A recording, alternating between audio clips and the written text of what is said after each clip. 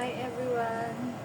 Welcome to our new game today, new challenge today, which is chemistry test. We are now going to test the chemistry between us. So with a twist, Where's Mars will wear a sleeping mask. This is eye mask. Oo, hindi to eye sleeping Oh, mask. this is Eye mask. I'm gonna wear this and then later on we're gonna say, we're gonna count until 5 and then we show hands, we show our fingers with the number we'll choose. And let's see if we have the same number. Okay. Go? Go na ba? Oh, ready. Ako na magka-count. Ikaw na. Ready. Nakapikit din ako para hindi ko... Pero ano ipapakita natin sa kanila. Oo naman. Wait lang. Ayan. Ayan. 1, 2, dapat may ganito ka rin pala nung Hindi, okay na. Nakapikit ako. Sige, 5 ready. seconds. Okay, 5 seconds. 3 na lang ganun. 3, 2, 1, go! Tapos tingin tayo. Tingin Hindi tayo. ko nakita. Wait. Pinalitan mo eh. Oh, hindi. Titignan ko yung video Oo. mamaya. Tingnan.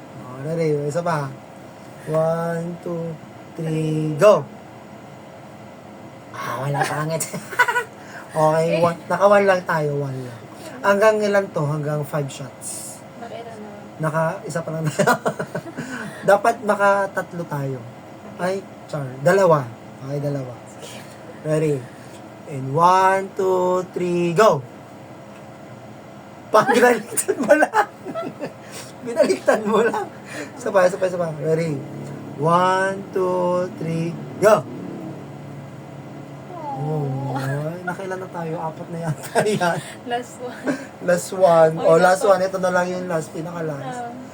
Wait lang, kailangan mo mag-decide ng mabuti dyan. Oh, siya. Ito ang magdidikta ng batanan natin. Ready? Wow. Explain mo kung bakit yan yung napili mo. Ako kasi may explanation yun. Wait! Oo nga.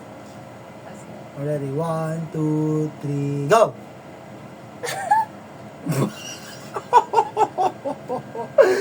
Ito ang aking pinili dahil yung kanina sabi ko ganyan, ikaw gumanon, tapos nagpalit tayo, ako ganyan gumanon ka.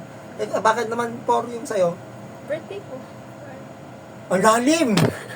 Ang lalim ng explanation. Ang lalim. Akala ko kasi significant. Guys, this is this is the explanation behind it. Okay? Huwag nyo na lang subukan. It's not a test for chemistry because it will not really test your chemistry. Yeah. And your destiny, your choices determine your destiny. So therefore, choose your taro. Then choose your love. Love your choice. Tama naman. Love you, Mark. Happy Mother's Day. Bye-bye.